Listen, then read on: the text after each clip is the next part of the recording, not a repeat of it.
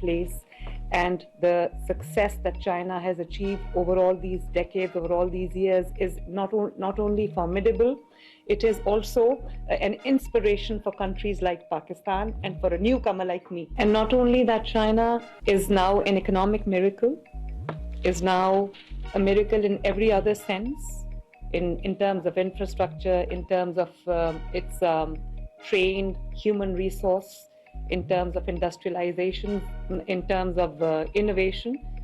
But I think China is now also a miracle in curbing the pollution, in smog mitigation, in smog eradication, and the steps that China has taken, not only an inspiration for us to learn from, but I must also commend Mr. Minister, His Excellency, the Minister sitting here. I was going through his profile and I saw how learned he is, and he's got the requisite education in the environment and ecology, and how much he has contributed to making China a better place, a more breathable place, and improving the air quality index. Placing him as a Minister of Ecology and Environment, it notes China's seriousness about its environment and how it wants to improve the air quality, the environment. So it shows China's commitment. And also, I want to mention here that President Xi's philosophy of shared destiny. So you're not only sharing the fruit of your labor with the world, with sharing your success with the world, but you're also a guiding light for countries like us who are also faced with environmental threat. Smog in Pakistan is a recent phenomenon. It's pretty recent. It was not there 10 years ago, but ever since it's been going from bad to worse. Like China has lifted 800 people out of poverty into the middle class. I have a shining example to emulate it back home. I am a chief executive of a province that has a population over 150 million people. It's big enough to be a big country. And we have our own set of challenges. Environment is one of them. I want to make Punjab into an economically viable, into a social welfare province where all the people, citizens of Punjab, have a sense of participation and have a sense of being looked after by the state and become the stakeholders. I'm also completely and absolutely committed to making Punjab into a climate resilient Punjab. And following in the footsteps of China, I have also striven to not only improve the environment, but also I've placed a person in the ministry as a Minister of Environment, the dynamic lady sitting on my left, who is very, very passionate about improving the environment, dealing with the environment-related issues, and she's very fervently and passionately following each and everything on minute-to-minute basis, daily basis, and the steps that she's taken, the agenda that she's following is very encouraging. I don't know what to put it down to, but usually in Pakistan, some 120 days are smog-ridden. We are surrounded in thick smog, but this time we have taken, obviously it's not something which happens overnight. So we have a short-term plan in place, we have a medium-term plan in place, and we also have a long-term plan in place. And there's nothing that improves environment over time, as China knows,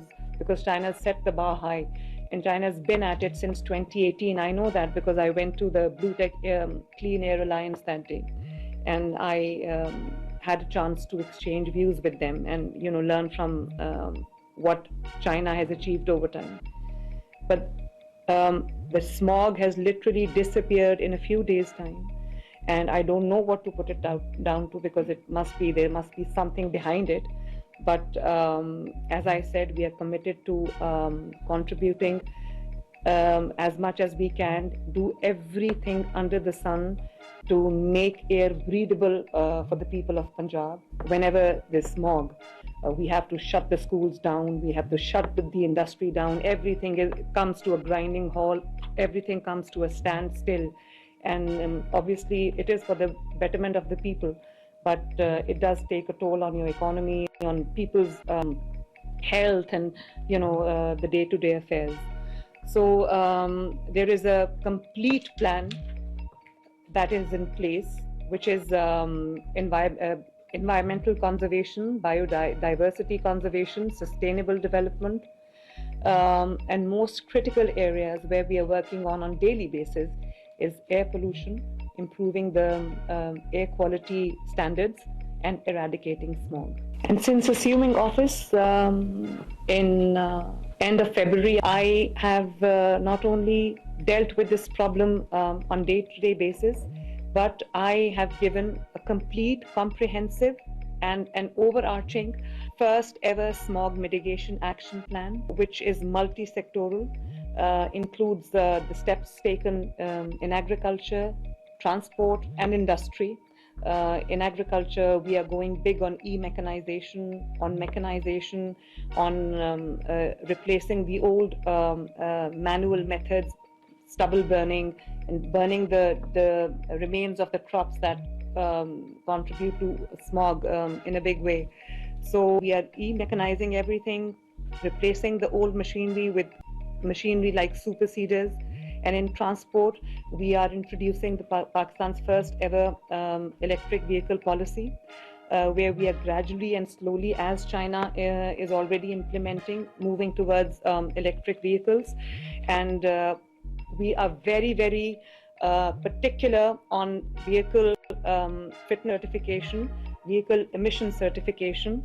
And then in the industry, we are monitoring the industry in real time through the environmental control systems and also dashboards. So mapping all the industry in real time.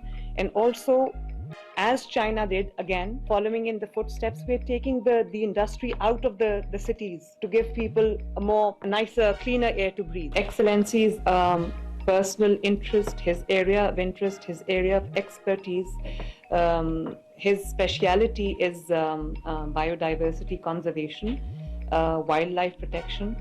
And we are here to learn from the lessons, the tests that China has passed in flying colors, learn from your experiences, learn from your combat pollution and smog. We're here to learn, and I would request Excellency the Minister to take it forward from here, and I want some tangible results to come out of this meeting so that people of Punjab can also benefit from your experiences, from the lessons that you've learned over time, from the expertise that you've developed in the past few years. And I suggest that we make a working group from your side, a working group from our side, that can sit together on taking some tangible measures for smog mitigation, for smog eradication, and improving the air quality in Pakistan. We can exchange technology, we can exchange ideas, we can exchange success stories, and follow in China's footsteps. We're also working on renewable energy, on clean energy, on green technology.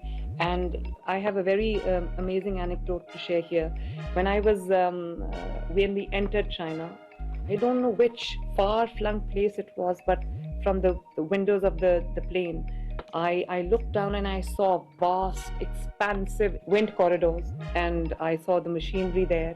It was like a God-forsaken place, but using every inch of the land available to you. So I was really impressed. So this is what we are trying to do. I'm also investing hugely in solar energy. And just before embarking on this visit to China, we have opened applications for solar panels. We are doing joint ventures with Chinese companies. And because people are bogged down by the increasing energy costs, and it does affect industry and the household equally. So we are introducing, I want to go big on solar, clean energy, green energy, and wind energy, so that, everything that we do makes the environment safer. And lastly, I know I've taken a lot of time, I've spoken too much, I would want to hear from His Excellency. But I suggest a Beijing Punjab working group, as I suggested earlier, that does knowledge sharing, policy formulation, policy coordination, technology transfer, capacity building, data sharing, emission reduction strategies, green urban planning, green energy, and e-transport.